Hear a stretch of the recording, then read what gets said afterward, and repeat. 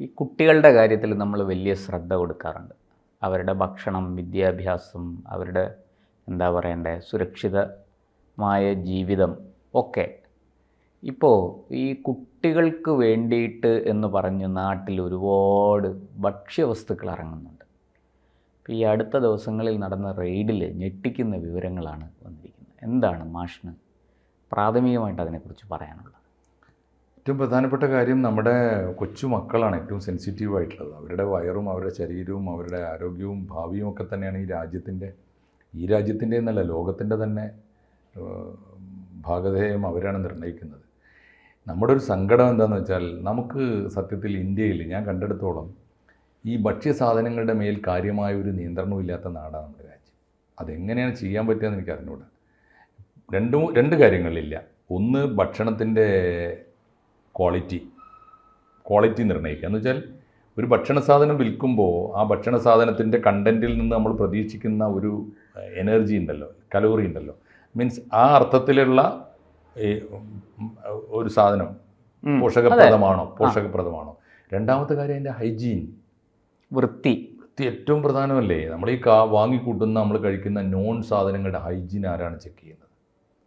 ഞാൻ അടുത്ത കാലത്ത് കേട്ട ഒരു പ്രധാനപ്പെട്ട ഒരു കച്ചവടക്കാരൻ എന്നോട് വലിയ സ്വകാര്യമായിട്ട് പറഞ്ഞത് ഒരു കാര്യം, കേരളത്തിൽ വിൽക്കുന്ന ഈ ഷവർമ്മകളുണ്ടല്ലോ, ആ ഷവർമ്മ കൊണ്ടുപോകാൻ ആളില്ലാതെ പലപ്പോഴും വേസ്റ്റായി തള്ളുന്ന, പലപ്പോഴും ജീവനോടെ ആണല്ലോ സാധാരണ ചിക്കൻ ഫ്രഷായിട്ട് എടുക്കുക. അതെ, ജീവൻ നഷ്ടപ്പെട്ടതും രോഗം വന്നതും ഒക്കെ ആയ ചിക്കൻ്റെ ഇറച്ചിയാണ് ഏറ്റവും കുറഞ്ഞ വില, തുച്ഛം വിലക്ക് കൊണ്ടുപോയിട്ട് ഷവർമാർക്കാർക്ക്, അതായത് വേസ്റ്റായിട്ട് കളയാൻ പറ്റില്ല. അതിൻ്റെ ഗുണം എന്താണെന്നറിയോ? അതിൻ്റെ ഗുണം എന്ന് വെച്ചാൽ തിരിച്ചറിയാൻ പറ്റില്ല.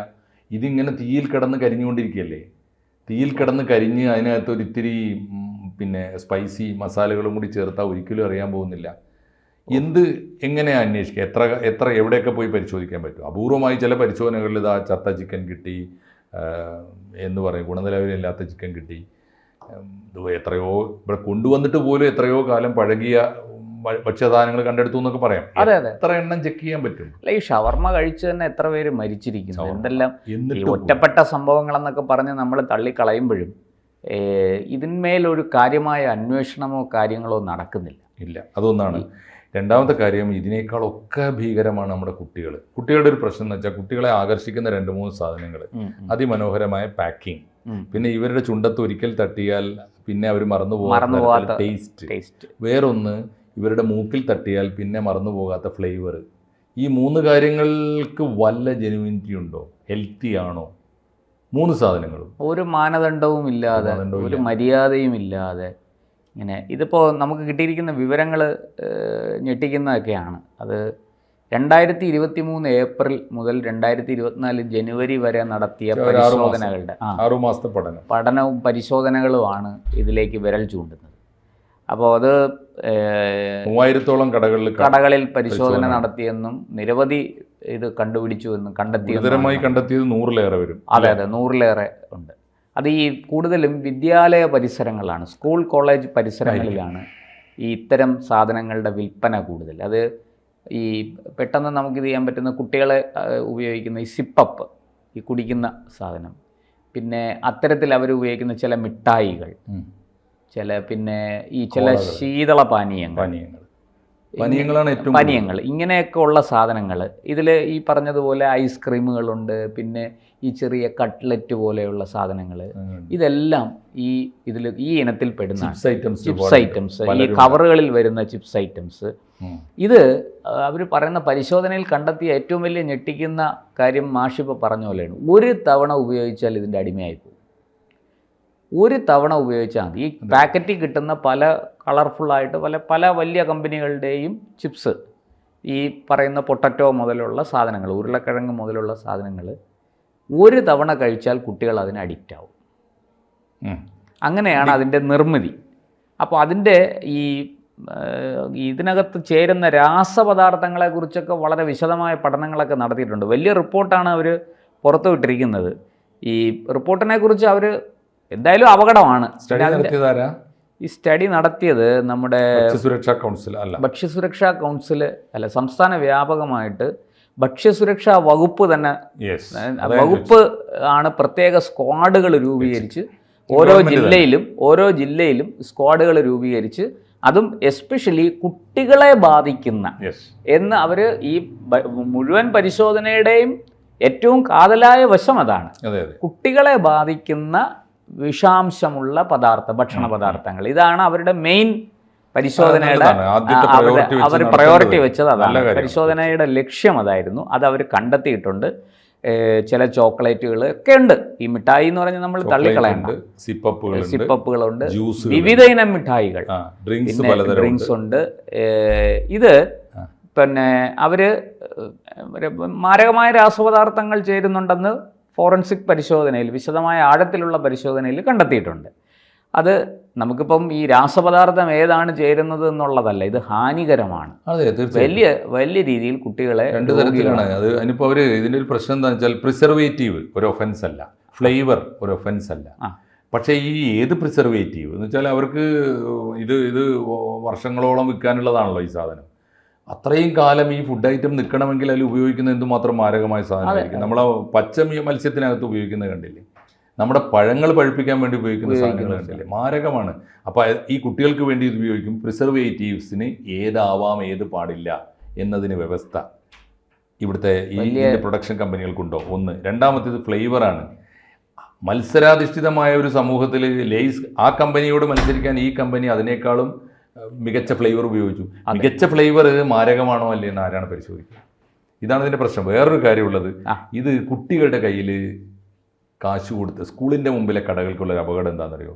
അവരോടൊപ്പം പാരൻസ് പോലും ഉണ്ടാവില്ല. മോനെ അത് വേണ്ടട്ടോ, ഇത് വേണം, ഇതെടുത്തോ, ഇത് മതി എന്ന് പറയാനാവില്ല. അവരുടെ കയ്യിൽ എപ്പോഴെങ്കിലുമൊക്കെ ഒരു റിലാക്സിന് ചെറിയ പൈസയൊക്കെ ഇന്നിപ്പോൾ അങ്ങനെയാണ് കുട്ടികൾ. കാരണം എന്ന് വെച്ചാൽ സ്കൂളിൽ വിട്ട് വരുന്ന വഴിക്ക് എന്തെങ്കിലുമൊക്കെ കയറി കഴിച്ചോട്ടെ, ഈ സ്നാക്സ് ഒക്കെ കഴിക്കട്ടെ എന്നൊക്കെ പറഞ്ഞാണ്. എന്നാൽ കുട്ടികൾ പലരും സ്കൂളിൽ വിട്ടാൽ ഇപ്പോൾ കുറച്ച് മുതിർന്ന കുട്ടികൾ, ഒരു 10 വയസ്സൊക്കെ ആയ കുട്ടികൾ ട്യൂഷൻ ഉണ്ടാവും. അപ്പോൾ ഇവൻ സ്കൂളിൽ നിന്ന് അല്ലെങ്കിൽ അവൾ സ്കൂളിൽ നിന്ന് നേരെ പോകുന്ന ട്യൂഷനാണ്.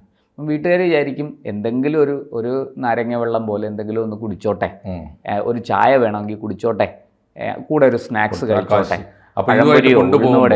ഇത് ഈ പണം കയ്യിലിരിക്കുന്ന കുട്ടികൾ സ്വാഭാവികമായിട്ടും അവരുടെ ശ്രദ്ധ പോകുന്നത് മാഷിപ്പോൾ പറഞ്ഞതുപോലെ ഈ കടുത്ത കളർഫുൾ ആയിട്ടുള്ള ഏറ്റവും കളർഫുൾ ആയിട്ടുള്ള ബെസ്റ്റ് ഫ്ലേവറുകൾ, അതുപോലെ ടേസ്റ്റി ആയിട്ട് 3 കാര്യങ്ങളാണ് ഈ സാധനങ്ങളുടെ. അതിലേതെങ്കിലും ഒന്ന് അവർക്ക് പിടിച്ചാൽ അതിൻ്റെ രക്ഷയില്ല. അതിൻ്റെ വേറൊരു തലം കൂടി ഇതുണ്ട്. ഇത് സ്കൂളിൻ്റെ മുമ്പിലുള്ള കടയാവുമ്പോൾ ഉള്ള ഗുണം എന്താണെന്നറിയോ? അവിടെ ഉള്ളതെല്ലാം സ്കൂളിനോട് തോന്നുന്ന അതേ ബഹുമാനത്തോടെ ഈ കുട്ടിയുടെ മനസ്സിൽ കയറുക. അവളെ നൊസ്റ്റാൾജി എന്തായിരിക്കും? ആ സ്കൂളിൻ്റെ മുമ്പിൽ നിന്ന് ഞാൻ കഴിച്ച ഫ്രൂട്ടിക്ക് എന്ത് ടേസ്റ്റ് ആയിരുന്നു എന്നുള്ള എല്ലാ കാലത്തും ഓർക്കുക. അപ്പോൾ ഇത് ആ തരത്തിൽ കൂടി ഇത് ചോദ്യം ചെയ്യപ്പെടാതെ എടുക്കും. ഇതിനെ നമ്മൾ ഇപ്പോൾ ഡിറ്റക്ട് ചെയ്യുമ്പോഴുള്ള ഒരു വലിയ പ്രശ്നം ഞാൻ പലപ്പോഴും ശ്രദ്ധിച്ചിട്ടുണ്ട്. ഇതിനകത്ത് ഈ പാക്കറ്റിൽ അടിച്ചിരിക്കുന്ന ഒന്നും അകം നീതി പുലർത്തിയിട്ടുണ്ടാവില്ല. പാക്കറ്റിൽ അടിച്ചിരിക്കുന്ന തൂക്കം, പാക്കറ്റിൽ അടിച്ചിരിക്കുന്ന ഇൻഗ്രീഡിയൻസ്, പാക്കറ്റിൽ അടിച്ചിരിക്കുന്ന പ്രിപ്പറേഷൻ, ഇതൊന്നും മാത്രമല്ല എക്സ്പയറി പോലും പലപ്പോഴും പാലിക്കാറില്ല.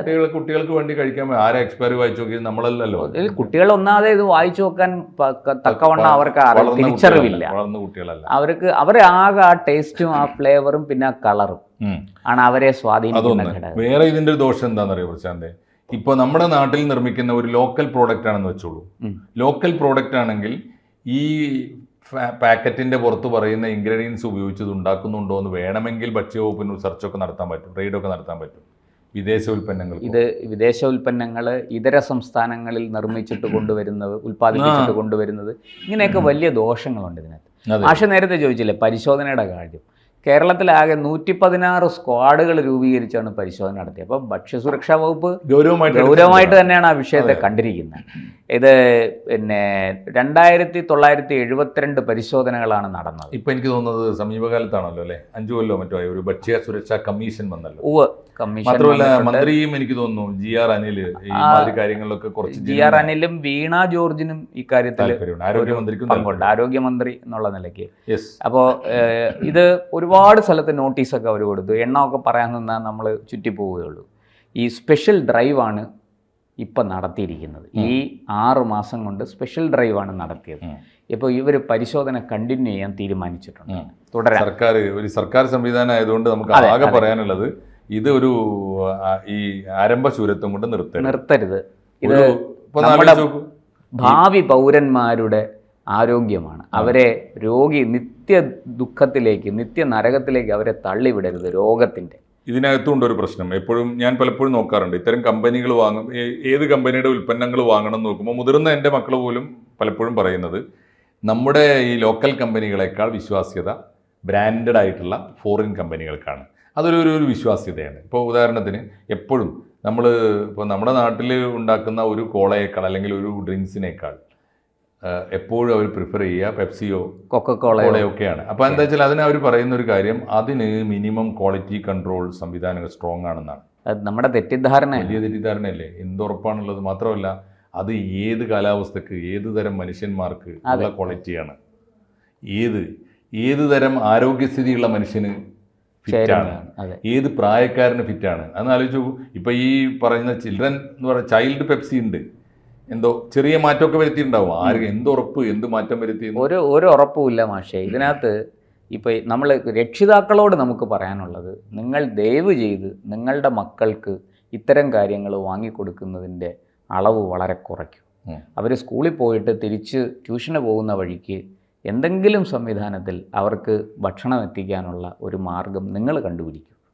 അല്ലാതെ ഈ കുട്ടികളെ ഇത്തരത്തിലുള്ള ഈ ആർട്ടിഫിഷ്യൽ ഫ്ലേവേഴ്സ്, ആർട്ടിഫിഷ്യൽ എന്താ പറയണ്ടേ, ഈ കെമിക്കൽസ് ചേർത്തിട്ടുള്ള ഈ കൃത്രിമമായിട്ടുണ്ടാക്കുന്ന ഈ രുചിക്കൂട്ടുകൾ നിറഞ്ഞ ഈ ഭക്ഷണ പദാർത്ഥങ്ങളിലേക്ക് ദയവ് ചെയ്ത് അവരുടെ നാവിനെ, അവരുടെ രുചിയെ സന്നിവേശിപ്പിക്കരുത്. അത് അപകടം നിങ്ങൾക്ക് തന്നെയാണ്. അവരോട് പറയാൻ എനിക്ക് ഒരു വലിയ എഴുത്തുകാരൻ്റെ ഒരു വാക്യം തോന്നുന്നു. അത് ചേതൻ ഭഗതിൻ്റെയാണ്. ചേതൻ ഭഗത്താണ് പുതിയ ജനറേഷൻ അനുഭവിക്കുന്ന ദുരിതങ്ങളെ ഏറ്റവും സൂക്ഷ്മമായി നന്നായിട്ട് അഡ്രസ്സ് ചെയ്തിട്ടുള്ള ആൾ. അദ്ദേഹം ഇപ്പോൾ റവല്യൂഷൻ 2020 ആണ് പുസ്തകം തോന്നുന്നു. അദ്ദേഹം പറയുന്നുണ്ട്, പെപ്സി കുടിക്കുന്നവരോട് ഒന്ന് ഓർക്കുക, you are drinking the black piss എന്ന് പറയുന്നുണ്ട്. കറുത്ത മൂത്രമാണ് നിങ്ങൾ കുടിക്കുന്നത് എന്ന് നമ്മുടെ മക്കൾ ഓർക്കട്ടെ, അവർക്കത് വാങ്ങിക്കൊടുക്കുന്ന അച്ഛനമ്മമാർ ഓർക്കട്ടെ, തിരിച്ചറിവുണ്ടാകട്ടെ. തീർച്ചയായും.